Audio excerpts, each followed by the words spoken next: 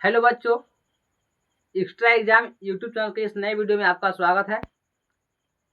आज अगले सेशन की ओर बढ़ने वाले हैं और यह जीव विज्ञान का दूसरा ऑब्जेक्टिव पार्ट होगा जो आप लोग के लिए बहुत इम्पोर्टेंट होगा और ये बिहार बोर्ड में बहुत बार पूछे जाने की संभावना रहते हैं। मतलब ऐसे प्रश्न बहुत इम्पोर्टेंट होते हैं और आपसे प्रश्न पूछे जाते हैं। इस प्रकार के प्रश्न, ये प्रश्न हमने बिहार बोर्ड के पिछले प्रीवियस ईयर से निकाला है और कुछ ऐसे प्रश्न हैं जो आपको एनसीईआरटी किताब से प्रश्न लिए गए हैं।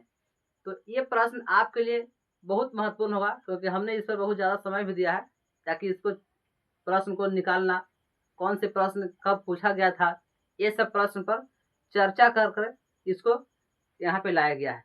तो आज हम पिछले सेशन को आगे कर बढ़ाते हुए शुरू करते हैं। हमने 20वां प्रश्न तक पहुँच कर पढ़ लिया था। आज 21वां प्रश्न से चर्चा करने आ रहे हैं।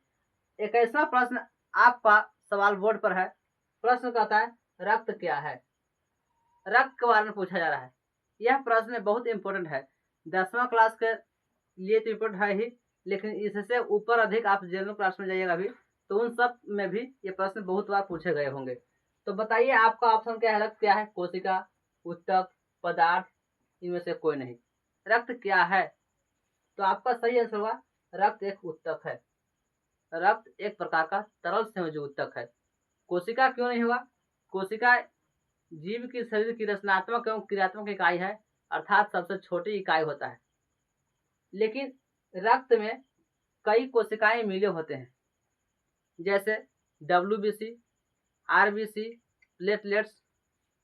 WBC का मतलब लाल रक्त कणिका, श्वेत रक्त कणिका, प्लेटलेट्स, ये सब मिले होते हैं। तो मतलब जब कोशिकाओं के समूह मिल जाते हैं, इन कोशिकाओं के समूह को हम लोग ऊतक कहते हैं। इसीलिए रक्त एक क्या है? ऊतक है। और कैसा ऊतक? तरल संयोजी ऊतक है। रक्त एक तरल संयोजी ऊतक होगा। पदार्थ तो है ही, लेकिन हम लोग का रक्त एक तरल संयोजी ऊतक आपका ऑप्शन होगा। क्लियर है? अगला प्रश्न की ओर बढ़ते हैं। देखिए ये सब प्रश्न है ना, बहुत बार आपसे पूछ लिए जाते हैं कि प्रश्न, एक प्रश्न 2 बार भी आ सकते हैं, 3 बार भी पूछे जा सकते हैं, क्योंकि यही सिलेबस जो बिहार बोर्ड का होता है जो फिक्स पैटर्न का होता है और वह पैटर्न अभी बदला नहीं है। अगर पैटर्न बदल जाए तो शायद क्वेश्चन या किताब बदलना पड़ेगा। तो हमने वो प्रश्न इंपॉर्टेंट रहता है, वो प्रश्न को भी छान करके लिखे हैं। प्रश्न देखिए, अगला प्रश्न क्या कहता है कि निम्नलिखित में कौन उत्सर्जी अंग है। उत्सर्जी अंग पर यानी पूछा गया कि कौन सा उत्सर्जी अंग है। आपका ऑप्शन है वृक्क, बी अग्न्याशय, सी आंख, डी इनमें से कोई नहीं। कौन सा उत्सर्जी अंग है? यदि उत्सर्जी अंग के बारे में चर्चा किया जाए कि उत्सर्जी अंग कौन कौन सा होता है, तो ध्यान दीजिएगा। मनुष्य का मुख्य रूप से 5 गो उत्सर्जी अंग है, जिन 5 में सबसे महत्वपूर्ण है हमारा वृक्क। सबसे महत्वपूर्ण है वृक्क या किडनी कह सकते हैं, वृक्क या किडनी। दूसरा है लीवर, तीसरा है त्वचा, उसके बाद है बड़ी आंत, उसके बाद मलद्वार या मलाशय। ये इम्पोर्टेंट है, अर्थात कह सकते हैं कि उत्सर्जन में कौन सा उत्सर्जी अंग है, तो सबसे महत्वपूर्ण है वृक्क ही। हालांकि वृक्क के अलावा और 5 में से कोई इसमें दिया गया नहीं है। कौन कौन से 5 है फिर से याद कर लीजिए आप लोग। पहला है बहुत महत्वपूर्ण के बारे में कहा जाए तो यही है वृक्क, जो उत्सर्जी अंग है वृक्क। दूसरा कह सकते हैं फेफड़ा, फेफड़ा है। तीसरा कह सकते हैं लीवर है। उसके बाद है त्वचा है, हमारा उत्सर्जी अंग है। त्वचा के बाद हमारा ये मलाशय होगा, मलाशय, या उसको बड़ी आंत भी कहते हैं मलाशय, यानी बड़ी आंत का ही भाग है, वो है बड़ी आंत। बड़ी आंत का भाग, यानी ये सब हमारा उत्सर्जी अंग है। बहुत महत्वपूर्ण अंग कौन है? वृक्क है। इसमें तो आपको ऑप्शन एक ही गो वृक्क ही है, इसके अलावा तो अब है नहीं। अग्नाशय क्या है? एक प्रकार की ग्रंथियां है। आंख क्या है? एक हमारा अंग है जो आपको प्रकाश की सहायता से किसी वस्तु को दिखाने का काम करता है। तो आपका ऑप्शन होगा ये प्रश्न कई बार पूछे जा चुके हैं। अगर इसको खंगाला जाए बिहार बोर्ड में तो आपको दोहराया जा सकता है कि मतलब प्रश्न में दोबारा पूछा गया है प्रश्न। अगला प्रश्न की ओर बढ़ते हैं। देखिए अगला प्रश्न भी आपके लिए इम्पोर्टेंट है और यह प्रश्न थोड़ा सा आपको लेवल से ऊपर होगा। जैसे बेसिक लेवल कहा था नॉर्मल, उससे ऊपर प्रश्न को है। प्रश्न क्या कर रहा है कि रच्छी कोशिकाएं पाई जाती है। ये सीधा प्रश्न आपको मिलेगा नहीं, ऐसा प्रश्न आपको पढ़ करके थोड़ा सा दिमाग में आएगा कि प्रश्न हमने किताब में पढ़ा है और कहाँ पढ़ा है। आपको मतलब चेहरा में कुछ परिवर्तन दिखाई देगा, लेकिन आप सोचिएगा तो इसका आंसर दे सकते हैं। प्रश्न क्या है, रच्छी कोशिकाएं कहाँ पाते हैं। रच्छी कोशिका कहने का मतलब गार्ड सेल, और गार्ड सेल कहाँ पाया था, रच्छी कोशिका पाया था, तुमने पढ़ा होगा स्टोमेटा में। स्टोमेटा के बाहर चारों ओर द्वार कोशिका होता है, अर्थात स्टोमेटा द्वार कोशिका से ढका होता है, और वही द्वार कोशिका को रच्छी कोशिका पाते हैं। तो रच्छी कोशिका स्टोमेटा के चारों ओर पाता है, और स्टोमेटा कहाँ पाता है, तो पेड़ पौधे के पत्तियों में पाता है। तो आपका ऑप्शन होगा ये पत्तियों में, जड़ में तो होगा नहीं, क्योंकि रच्छी कोशिका कहने का मतलब कह रहा है द्वार कोशिका, रक्षा करने वाली कोशिका, और यह स्टोमेटा की थी। ये स्टोमेटा के चार हो गया स्टोमेटा, इसके चारों ओर जो कोशिकाएं बना होता है, इस तरह कोशिका होता है, इसी को द्वार कोशिका कहा जाता है। ये द्वार कोशिका है, स्टोमेटा के चारों ओर है, तो इसी को रच्छी कोशिका भी कहते हैं। तो कहाँ पाया गया, स्टोमेटा में। स्टोमेटा कहाँ पाया गया, पत्तियों में। तो आपका ऑप्शन इसलिए हुआ बी, पत्तियों में। क्लियर है। देखिए प्रश्न कैसा था, स्टोमेटा से प्रश्न था, लेकिन इसको थोड़ा सा क्वेश्चन को ट्विस्ट किया गया, और करने के बाद से इसको ऑप्शन में परिवर्तन कर दिया गया। अगर यहाँ पत्ती की जगह पर स्टोमेटा भी रहे तो स्टोमेटा भी आंसर हो सकता है। क्लियर है। आगे को बढ़ते हैं। अगला प्रश्न देखिए, अगला प्रश्न क्या है, प्रश्न पूछा जा रहा है इथाइल अल्कोहल किस प्रकार के श्वसन में बनता है। इथाइल अल्कोहल के बारे में पूछा रहा है, अर्थात यह श्वसन से संबंधित प्रश्न है। इथाइल अल्कोहल के बारे में देखा जाए कि किस प्रकार के श्वसन में बनता है, तो हम लोग कहेंगे देखिए श्वसन दो प्रकार के होते हैं, एक वायवीय श्वसन, दूसरा अवायवीय श्वसन। वायवीय श्वसन वायु की उपस्थिति में होने वाला श्वसन वायवीय श्वसन कहलाता है, और अवायवीय श्वसन वायु के अनुपस्थिति में होने वाला श्वसन अवायवीय श्वसन कहलाता है। और वायु के अनुपस्थिति में होता है उस समय जो पायरुवेट होता है पूर्ण रूप से विखंडन नहीं होता है, अर्थात पूर्ण रूप से टूटता नहीं है, पूर्ण रूप से टूटता नहीं है, तो उस स्थिति में अल्कोहल बनता है, और अल्कोहल का नाम है एथाइल अल्कोहल। एथाइल अल्कोहल बनता है, अर्थात वो कहेंगे अवायवीय श्वसन। वायवीय श्वसन में पूरा तरह टूटता है और ऊर्जा मिलता है, अल्कोहल नहीं मिल पाता है, ये मिलता है। इसका ऑप्शन होगा ये बी, अवायवीय श्वसन। क्लियर है। अगला प्रश्न की ओर बढ़ते हैं। अगला प्रश्न देखिए, प्रश्न क्या पूछा जा रहा है, मनुष्य के सांस लेने और छोड़ने की क्रिया को क्या कहते हैं। सोचिए थोड़ा सा इस बार, ये जीवन से संबंधित क्वेश्चन भी है कि मनुष्य सांस लेता है और छोड़ता है, तो सांस लेने और छोड़ने की क्रिया को क्या कहते हैं, अर्थात दोनों क्रिया पूछा गया, सांस लेने वाला क्रिया और सांस छोड़ने वाला क्रिया, दोनों एक साथ कंबाइन रूप से क्या कहते हैं। ऑप्शन है श्वासोच्छ्वास, श्वसन, सी निश्वसन, डी उत्सर्जन। बताइए आप इसका आंसर क्या हुआ। तो ध्यान दीजिए, सभी ऑप्शन पर हम लोग विश्लेषण करते हैं। श्वासोच्छ्वास कहने का मतलब हुआ इसमें सांस लेना और छोड़ना दोनों होता है श्वासोच्छ्वास में, तो सांस लेना और छोड़ना आपका ऑप्शन यही हो जाएगा श्वासोच्छ्वास। क्यों, क्योंकि श्वासोच्छ्वास कहने का मतलब इसमें दोनों हो गया, एक निश्वसन और निःश्वसन। नि कहने का मतलब निःश्वसन मतलब जब वायुमंडल से वायु को अपने शरीर के अंदर ग्रहण करते हैं उसको बोलते हैं निःश्वसन, और जब बाहर कर छोड़ते हैं तो निःश्वसन बोलते हैं। तो दोनों मिल जाता है तो उसी को हम बोलते हैं श्वासोच्छ्वास। इसको इंग्लिश में ब्रीदिंग बोलते हैं, ब्रीदिंग सांस लेने की क्रिया, मतलब सांस लेना और छोड़ना दोनों होता है। श्वसन तो सांस लेने के लिए, सांस तो अंदर लेने के लिए श्वसन। यह निःश्वसन, निःश्वसन दिया है, देखिए निःश्वसन मतलब ऑक्सीजन अर्थात कार्बन डाइऑक्साइड बाहर फेंकने की, मतलब सांस छोड़ने की क्रिया निःश्वसन। और उत्सर्जन तो क्या है, उत्सर्जन तो क्या होता है, अपचा हुआ भोज्य पदार्थ त्याग करता है शरीर के बाहर से, या हानिकारक पदार्थ को बाहर निकालता है, तो कहते हैं खाली ये वो क्रिया हो गया। फेफड़ा के द्वारा उत्सर्जन भी होता है, लेकिन खाली ये को निकालना हो गया उत्सर्जन। उत्सर्जन का मतलब खाली छोड़ना हो गया, अंदर ग्रहण करना नहीं, इसलिए आपका ऑप्शन हुआ ये श्वासोच्छ्वास। क्लियर है। ये याद रखेगा, ये बहुत इंपॉर्टेंट प्रश्न है श्वासोच्छ्वास। ये पूछता है परिभाषा 2 अंक में भी कि श्वासोच्छ्वास की परिभाषा दें, या श्वासोच्छ्वास क्या है, तो सांस लेने और सांस छोड़ने की संयुक्त क्रिया को श्वासोच्छ्वास कहा जाता है। क्लियर है। अगला प्रश्न को पढ़ते हैं। देखिए ये सब प्रश्न है ना, आप यदि आप ये सब प्रश्न को बढ़िया से ध्यान देते रहिएगा, सीख लीजिएगा, नोट भी कर लीजिएगा, तो प्रश्न में जो भी एग्जाम में प्रश्न पूछे जाते हैं तो वहाँ पे आपको कंफ्यूज नहीं होगा, और लगा कि आपको कौन छोड़े कौन बनाए, ऐसा लगा कि ऐसा नहीं लगा कि कौन नहीं आ रहा है कैसे बनाए। आप अपनी इच्छा से छोड़ सकते हैं प्रश्न, क्योंकि 100 क्वेश्चन में से 50 क्वेश्चन ही बनाना होता है, 50 क्वेश्चन छोड़ना होता है। तो आप तो दुविधा में पड़ जाए कि कौन क्वेश्चन छोड़ना है, ऐसे दुविधा में तुम आ जाएगा। क्योंकि इतना सारा क्वेश्चन तुमको याद रहेगा, मतलब याद कर लेगा इस हम पढ़ते पढ़ते। और जो भी 50-100 क्वेश्चन मिलेगा, 100 क्वेश्चन में 70 से 80-90 क्वेश्चन तक तुमको याद रहेगा। और उसमें छोड़ने की बात कहा जाए तो कंफ्यूजन वाला प्रश्न छोड़ा जा सकता है, लेकिन हम इसलिए पढ़ा रहे हैं इतना इंपॉर्टेंट ऑब्जेक्टिव ताकि परीक्षा में सोचना ना पड़े। चलिए अगला प्रश्न को देखते हैं। प्रश्न क्या कर रहा है। प्रश्न, रक्त में आयरन की कमी से होने वाला एक रोग है। मनुष्य के रक्त में आयरन की कमी से, अर्थात आयरन कहने का मतलब लोहा, लोहा की कमी से होने वाला रोग है। तो देखिए आपका ऑप्शन ए है टीबी, बी है मधुमेह, सी एनीमिया, डी है उच्च रक्तचाप। देखिए टीबी क्या है, ट्यूबरकुलोसिस क्या होता है, इसमें रक्त की कमी से कारण नहीं होता है। मधुमेह चीनी रोग इसको कहते हैं, इंसुलिन की कमी से होता है। ये एनीमिया रक्त में आयरन की कमी के कारण से होता है।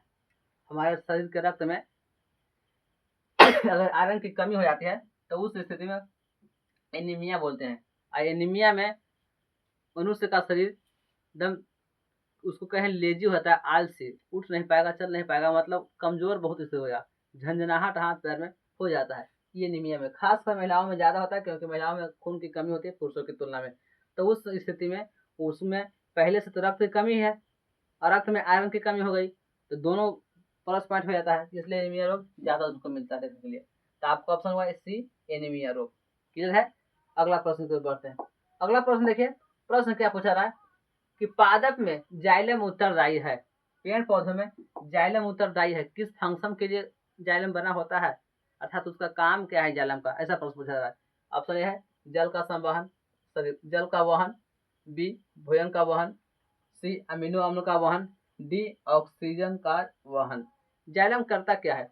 देखिए पेड़ पौधे में जाइलम और फ्लोएम दो गो महत्वपूर्ण उत्तक के रूप में माना जाता है। जाइलम होता है, देखिएगा जाइलम, तो ये जल का संवहन करता है। जड़ के मतलब पृथ्वी के धरती के अंदर से जड़ द्वारा जल को ऊपर ले आता है, और जहाँ प्रकाश संश्लेषण क्रिया होती है उसके पास जल को भेजने का काम करता है। यदि प्रकाश संश्लेषण क्रिया में ज्यादा जल हो जाता है तो वापस नीचे लेकर आता नहीं है, वायुमंडल में वाष्पीकरण की क्रिया के द्वारा छोड़ देता है।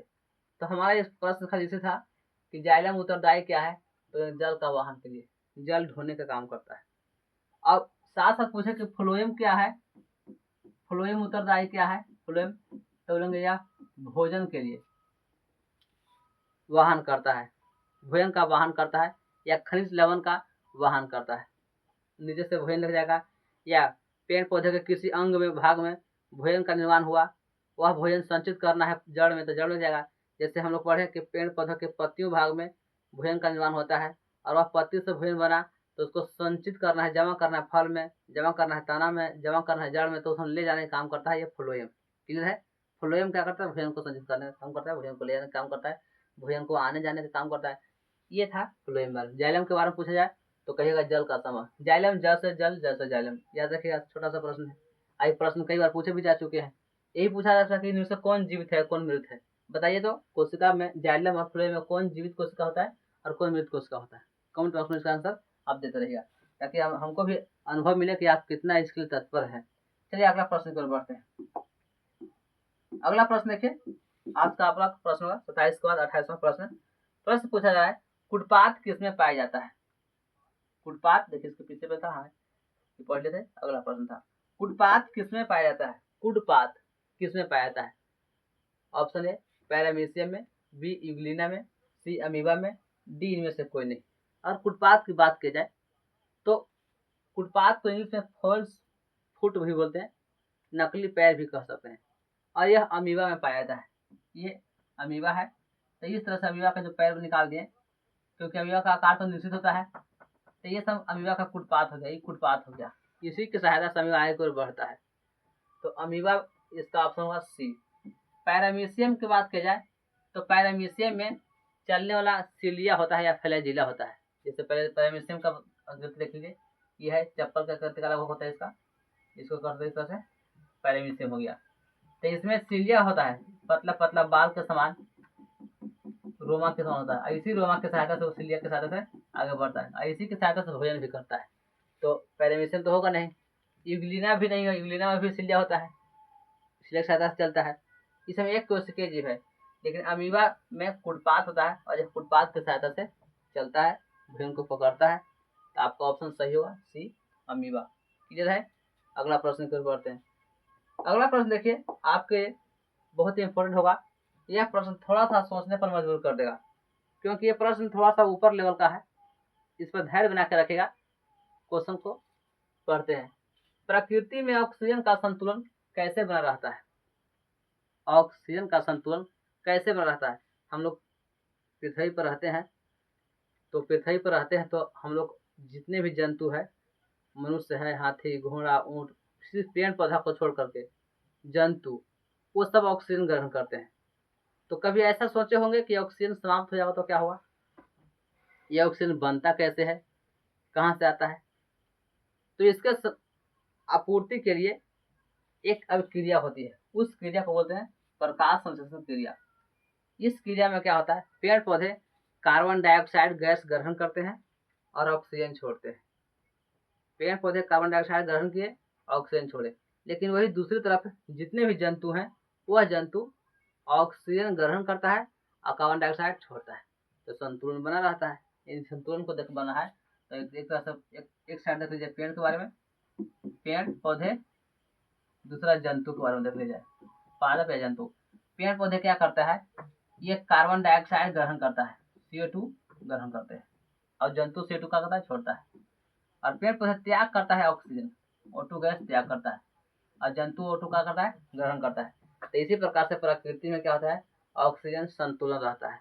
तो यह O2 जो बना पेड़ पौधे छोड़ा, तो किस क्रिया में? प्रकाश संश्लेषण की क्रिया में। तो आपका ऑप्शन यह होगा बी, प्रकाश संश्लेषण। क्लियर है। प्रश्न था। अगला प्रश्न की ओर बढ़ते हैं। अगला प्रश्न है आपके लिए, पूछा जा रहा है कि स्टोमेटा पौधे के किस अंग में पाया जाता है? स्टोमेटा के बारे में जो हल्का प्रश्न है, छोटा छोटा प्रश्न कह सकते हैं।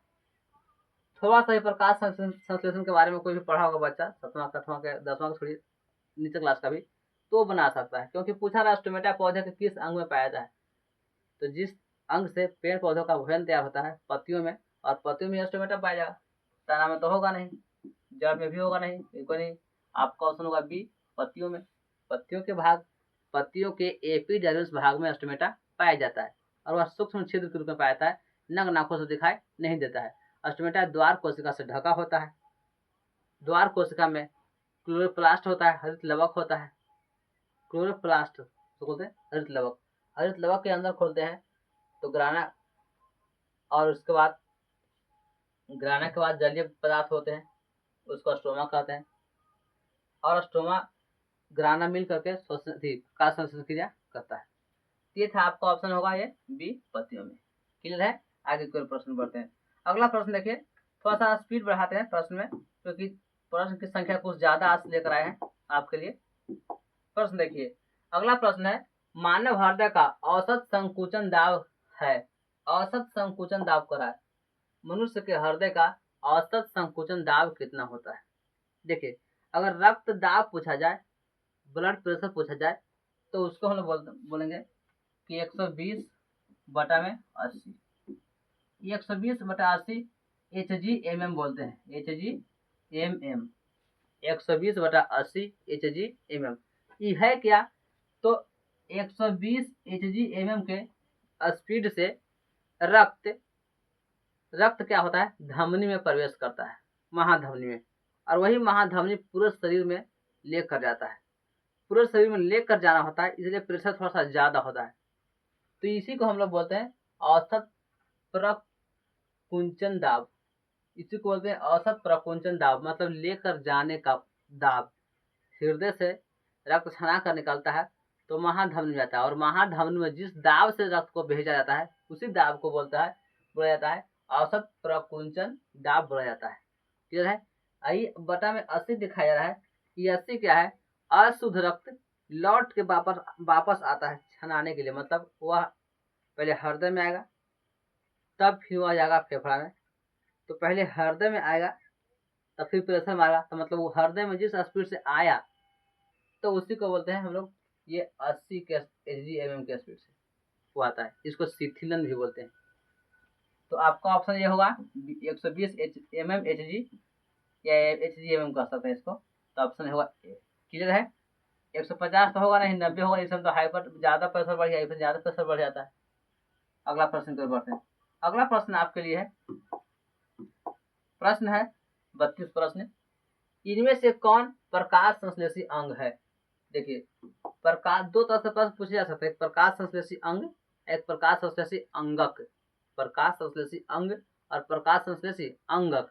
अंग मतलब बड़ा हिस्सा उसका, अंगक मतलब उसका छोटा हिस्सा कहेंगे। यहाँ पूछा है प्रकाश संश्लेषी अंग के बारे में पूछा रहा है, तो प्रकाश संश्लेषी अंग मतलब बड़ा हिस्सा, तो आपका होगा पत्ती, क्योंकि पत्ती के अंदर पूछा यही अंगक कहता, तो अंगक में स्ट्रोमा, ग्राना, हरित लवक सब है। तो ये ग्राना और स्ट्रोमा ये दोनों है, ये हरित लवक में पाया जाता है। किसमें? हरित लवक में। तब ये अंग हो जाता, अंगक हो जाता है हरित लवक इसके लिए। लेकिन पूछा रहा है अंग, अंग क्या है? तो बोलेंगे पत्ती। ऐसे में अंग कहने का मतलब बड़ा हो गया, और अंगक मतलब अंग का छोटा सा हिस्सा, उसका भी अंग का अंग। तो प्रकाश संश्लेषी अंग कौन है? पत्ती है। क्लियर है? आगे बढ़ते हैं। अगला प्रश्न देखिए, प्रश्न क्या पूछा जा रहा है कि वाष्प उत्सर्जन कैसी प्रक्रिया है? जो वाष्प उत्सर्जन क्रिया होती है वो कैसी प्रक्रिया है, इसके बारे में पूछा रहा है।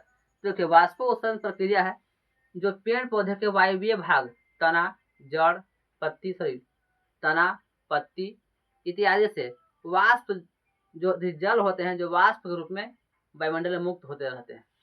तो अर्थात जल से वाष्प में बदल रहा है, पानी वायुमंडल में वाष्प के रूप में बदल रहा है। तो एक प्रकार का भौतिक है, परिवर्तन हो रहा है। फिर वह वाष्प जाकर वायुमंडल में जाएगा, फिर पानी भरकर नीचे आ जाएगा, फिर जड़ से ऊपर आ जाएगा ऑस्टोमेटा के द्वारा, फिर वायुमंडल में वाष्प बन जाता है। तो ये भौतिक परिवर्तन हो रहा है। कोई परिवर्तन भौतिक, तो यह प्रक्रिया को बोलेंगे भौतिक। इसमें रासायनिक नहीं आ रहा, क्योंकि वाष्पीकरण के द्वारा वायुमंडल में पानी उड़ जाता है, फिर जब पानी पड़ता है तो फिर नीचे आ जाएगा, फिर इस तरह से चक्कर करता रहता है, तो भौतिक परिवर्तन हो रहा है। तो आपका ऑप्शन होगा ये बी, भौतिक प्रक्रिया है। क्लियर है? अगला प्रश्न पर बढ़ते हैं। प्रश्न को देखिए, अगला प्रश्न क्या पूछा रहा है, शरीर में भोजन का पचना किस प्रकार की अभिक्रिया है? शरीर में भोजन का पचना किस प्रकार की अभिक्रिया है? ध्यान दीजिएगा, भोजन का पचता है तो वह पचना किस प्रकार की अभिक्रिया कहलाता है? तो आपका ऑप्शन होगा ये ऑक्सीकरण। ऑक्सीकरण के द्वारा, मतलब भोजन के पचना हो कहते हैं, उसी को हम बोलते हैं ऑक्सीकरण। ऑक्सीकरण कहने का मतलब ऑक्सीजन का संयोग, ऑक्सीजन का संयोग होना ऑक्सीकरण कहते हैं। और अवकरण में क्या होता है? ऑक्सीजन का हटना, ऑक्सीजन हट जाता है तो बोलते हैं अवकरण। लेकिन यहाँ पे ऑक्सीजन जुड़ जाता है, अगर श्वसन क्रिया भी करते हैं तो पाचन के दौरान, तो इसी को हम लोग बोलते हैं क्या चीज? ऑक्सीकरण। ठीक है? उदासीनीकरण क्या है? तो उदासीनीकरण जब अम्ल और क्षार आपस में मिल करके लवण तथा जल का निर्माण करता है, तो उसी को उदासीनीकरण अभिक्रिया कहते हैं। तो यहाँ पे अम्ल क्षार नहीं होगा। एक बाधित अपघटन क्या है? तब किसी भी पदार्थ के जलीय विलयन में विद्युत धारा प्रवाहित करते हैं तो उसको अपघटन कहते हैं। पार हो जाता है तब, मतलब कोई पानी में कोई पदार्थ घोल दिए, अब इस पदार्थ में हम विद्युत धारा प्रवाहित करेंगे, अगर पार हो जाएगा तो बोलेंगे वैद्युत अपघट्य है, और नहीं हुआ तब तो अन्य अपघट्य कहेंगे। तो ये तो धारा पार करने वाला बात होगा। अब पूछा रहा है पचना, तो बोलेंगे ऑक्सीकरण। ठीक है? अगला प्रश्न को बढ़ते हैं। कमेंट बॉक्स में आप ये बताइए कि प्रश्न कैसे लग रहे हैं आप लोग को, प्रश्न का लेवल कैसा है। ये प्रश्न बहुत इंपॉर्टेंट है, इसलिए बार पूछा जा रहा है कि आप इसको जरूर से जरूर तैयारी कर लीजिएगा और इसको याद भी कर लीजिएगा। यदि आप चाहते हैं कि सबका नोट्स चाहिए तो नीचे एक लिंक दिया गया होगा, उस लिंक पर क्लिक कीजिए और सीधा से एप्लीकेशन को डाउनलोड कीजिए और वहाँ आपको ऐसा PDF मिल जाएगा। वहाँ से आप इसको नोट भी कर सकते हैं, जितना भी नोट्स मिलता है तो सबको नोट कर सकते हैं। देखिए, अगला प्रश्न पर बढ़ते हैं। प्रश्न कराए, स्वपोषी पोषण के लिए आवश्यक है। जितने भी स्वपोषी होते हैं उसके लिए क्या जरूरी होता है? स्वपोषी कहने का मतलब स्वयं अपनी कोशिकाओं के द्वारा भोजन बनाना। जैसे पेड़ पौधे, हरे पेड़ पौधे होते हैं, सभी स्वपोषी होते हैं। तो पेड़ पौधे के लिए क्या आवश्यक है, ये पूछा रहा है। पोषण के लिए क्या आवश्यक है? ऑप्शन एक रहा क्लोरोफिल। हाँ, क्लोरोफिल आवश्यक है, क्योंकि हरा क्लोरोफिल के कारण ही रहता है। पेड़ पौधा हरा रहता है किसी कारण? तो क्लोरोफिल के कारण। क्लोरोफिल नहीं रहेगा तो फिर स्वपोषी का है कैसे? वो तो फिर कवक हो जाएगा, जिसमें क्लोरोफिल नहीं पाया जाता। क्लोरोफिल ऑप्शन ये भी होगा। और कार्बन डाइऑक्साइड तथा जल। हाँ, कार्बन डाइऑक्साइड भी चाहिए उसको, जल भी चाहिए, क्योंकि स्वपोषी के लिए सूर्य के प्रकाश, मतलब सूर्य के प्रकाश की उपस्थिति में कार्बन डाइऑक्साइड और जल दोनों में टूटता है और सूर्य के प्रकाश को बुलाने का काम कौन करता है? क्लोरोफिल। तो ऑप्शन ए भी होगा, बी होगा। अगला सूर्य का प्रकाश, तीनों, तो आपका इनमें से होगा सभी, ये उपरोक्त सभी, क्योंकि प्रकाश संश्लेषण के लिए 4 कच्चे पदार्थ होते हैं। प्रकाश संश्लेषण की क्रिया के लिए 4 कच्चे पदार्थ चाहिए, जल, कार्बन डाइऑक्साइड, सूर्य का प्रकाश और क्लोरोफिल। ये चारों पदार्थ मिलेंगे तब प्रकाश संश्लेषण की क्रिया होगा, तब पेड़ पौधे का भोजन का निर्माण होगा, अर्थात स्वपोषी के लिए भोजन बनेगा। चारों में से कोई कम जाएगा तो भोजन नहीं बना पाएगा पेड़ पौधे। क्लियर है? आगे कोई प्रश्न बोलते हैं।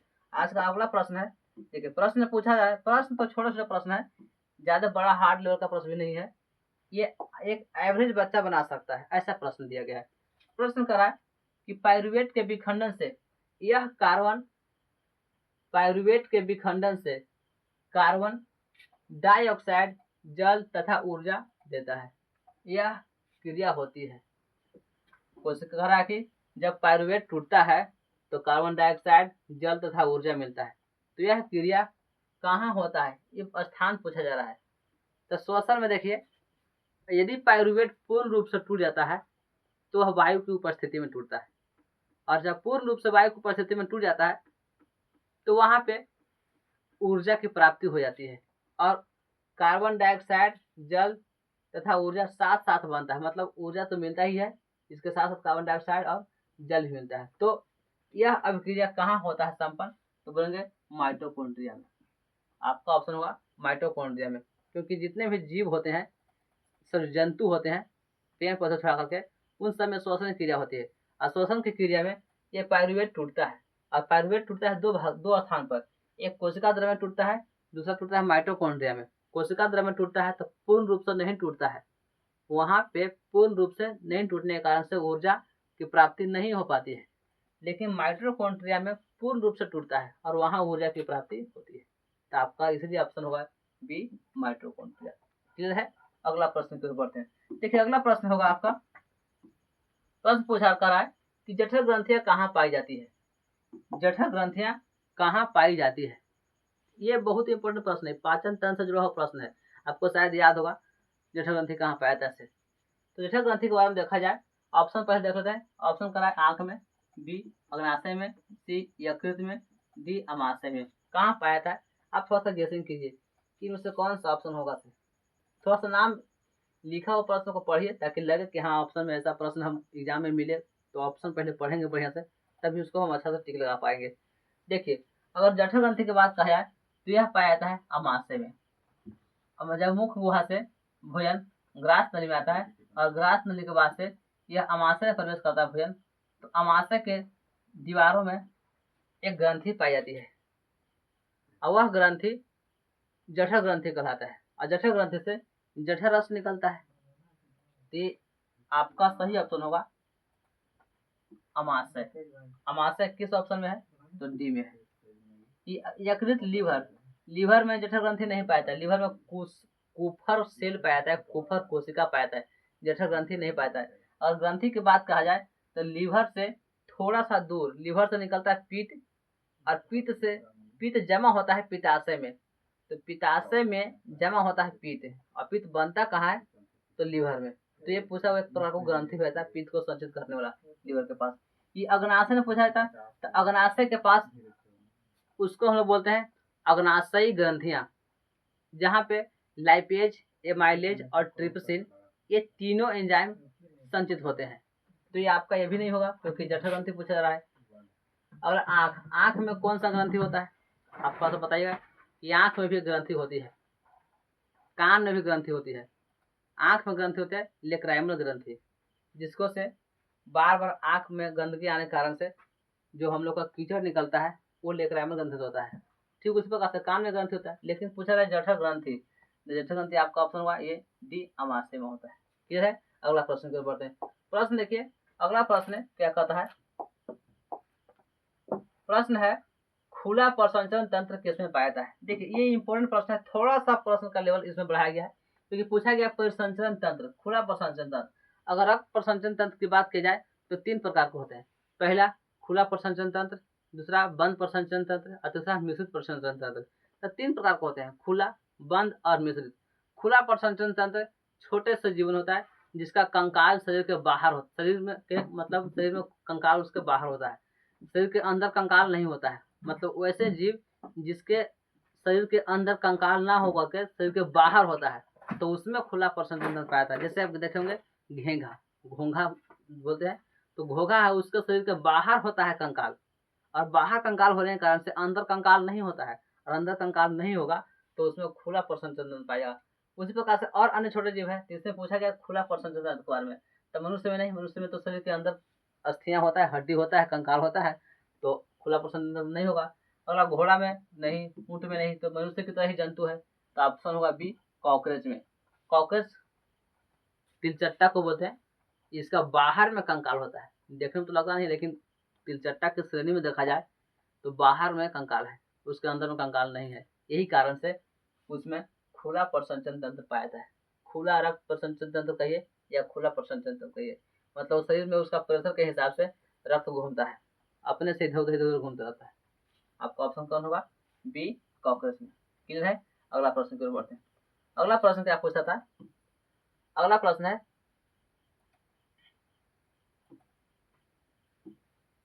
ये प्रश्न पौधों में पाए जाने वाला गाढ़ा एवं दूधिया उत्सर्जित तरल पदार्थ को क्या कहते हैं। मतलब पूछा जा रहा है कि पौधा में एक पदार्थ पाया जाता है, जो तरल पदार्थ है वो गाढ़ा पदार्थ होता है, और दूधिया होता है हल्का उजला रंग का होता है, और वह उत्सर्जित पदार्थ होता है, उसको पेड़ पौधे उत्सर्जन करता है, बाहर निकालते रहते हैं, तो उस पदार्थ को क्या कहते हैं।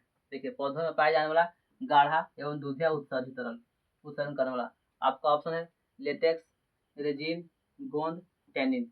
तो आपका ऑप्शन होगा ये लेटेक्स, जो गाढ़ा होता है और दूधिया कलर का होता है, अर्थात उजला होता है, जो उत्सर्जित होता है।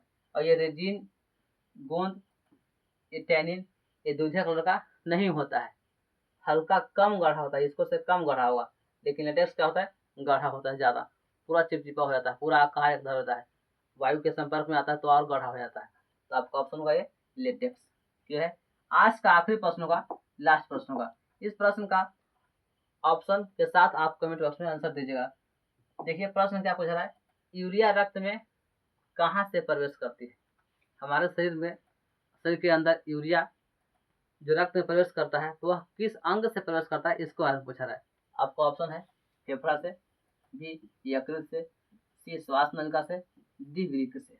देखिए, अगर यूरिया के बारे में देखा जाए, यूरिया क्या है, तो हमारे शरीर में उपापचय क्रिया होता है, उपापचय क्रिया लीवर में होता है, और उस क्रिया में सबसे खतरनाक पदार्थ अमोनिया होता है, और उस अमोनिया को लीवर क्या करता है? यूरिया में बदल देता है। लीवर बदलता है, क्योंकि अमोनिया बहुत खतरनाक पदार्थ है, उससे कम खतरनाक है यूरिया, तो उस अमोनिया को यूरिया में बदल देता है, तो और बदल करके उसको छोड़ता है रक्त के रास्ता से कि जाओ तुम किडनी में जाएगा, और किडनी फिर उसको बाहर निकालता है।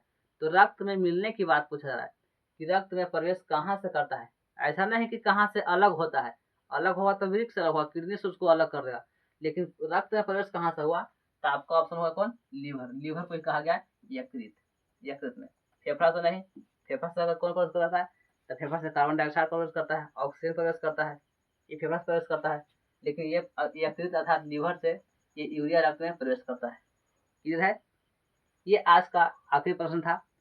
सेशन कैसा लगा कमेंट बॉक्स में अपनी प्रतिक्रिया जरूर देते रहिएगा, ताकि हम आपके लिए नए से नए प्रश्न जो बिहार बोर्ड पूछते हैं वो प्रश्न को लाता रहे।